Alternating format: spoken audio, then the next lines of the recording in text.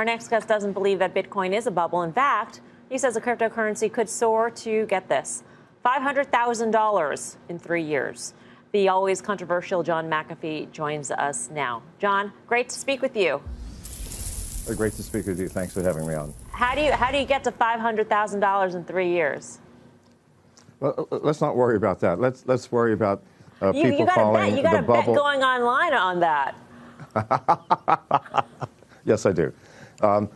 People are calling Bitcoin a bubble that's bursting. Now, keep in mind that 2 months ago, Bitcoin is at $2,900, and people were saying it's never going to hit 3. Well, it hit 4 and it hit 5. If you look at the long-term trend of Bitcoin, it has been consistently up. I mean, who cares that it dropped $1,000 from $5,000 after it went from the $2,900 to $5,000 in 2 months? It's still ahead from what it was 2 months ago. You know, my company is one of the largest miners in America, and one of the nice things about mining is it doesn't matter what the price of Bitcoin is. We still make money. As the price goes down, there are fewer competitors for mining, and the difficulty rate decreases, and we simply mine more coins. So I know as well as anybody what the price of Bitcoin is, and it is consistently increasing. I understand. You're going, oh, wow, the bubble's burst. Go ahead. You know, Jamie Dimon was very clear yesterday that he's a big fan of the blockchain technology, and most people actually who even, you know, call Bitcoin overvalued or what have you, they are believers as well in the blockchain technology. These are two separate issues. So why is that Bitcoin necessarily has to rise to these heights because you're a believer in blockchain? As you do, as you believe. Well, no, I don't think that the that the Bitcoin rise has anything to do with the belief in the blockchain. Okay. It simply has to do with the belief in cryptocurrencies. I mean, once you start using cryptocurrencies, whether it's Bitcoin or Monero or Litecoin, it doesn't really matter. You see the facility, you see the ease of use, you see that without a central bank control, the value of that currency depends upon the users of that currency. And why is Bitcoin growing so fast? Because it's getting more users. More people are believing. If I do a transaction with a credit card, I have to put in my name, my address, my credit card number, the code on the back, my billing address. Well, that takes 5 or 10 minutes, especially for someone my age. But with Bitcoin, it's 15 seconds. Give me your wallet address, here's the amount, done. Once you see the facility of cryptocurrencies, once you see how fast they are transacted, then suddenly fiat currencies, credit cards, central banks make no sense whatsoever. Maybe it's too easy, though, John. I mean, how do you...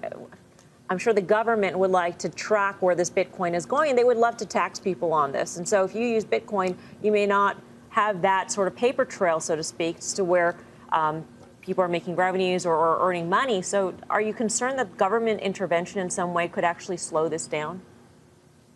Well, it can't slow it down, but there will be government intervention. Why? Because as people start using more and more cryptocurrencies, things like Monero, which cannot be tracked at all, when they start using these things, suddenly governments are going to start losing income tax revenues.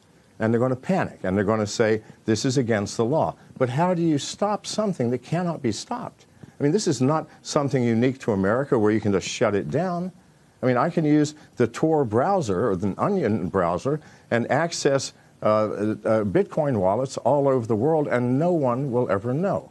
The government does not have enough enforcement personnel to ever stop Bitcoin, Monero, Litecoin, and all of the others. So they're going to have to face reality, find some other way to raise revenues. This is a fact. So, John, I got to ask you, because most people know you as a cybersecurity pioneer. They know the firm that is named after you.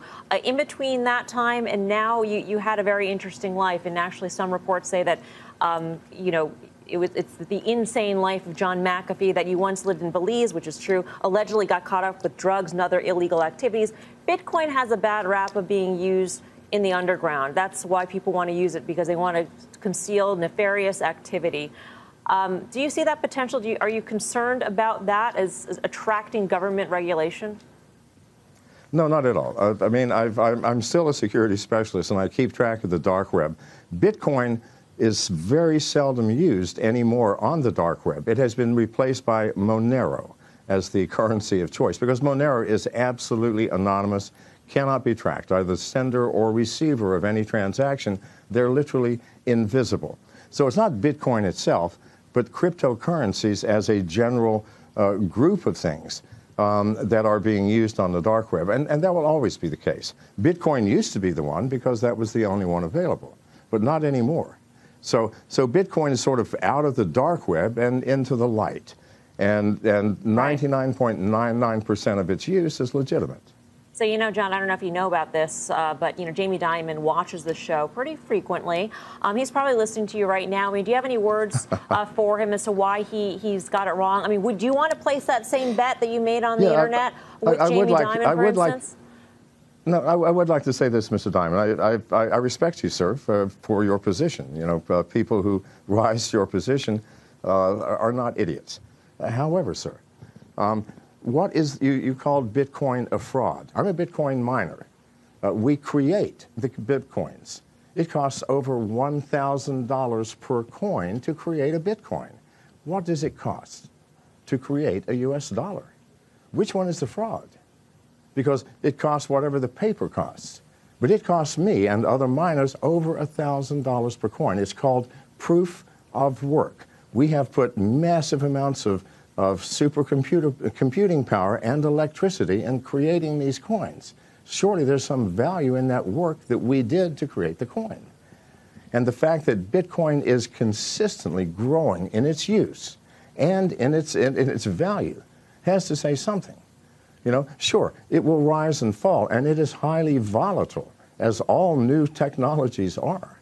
Right. And at the same time, it is certainly not a fraud. So you're pretty sure that you're not going to lose this bet that you have on Twitter?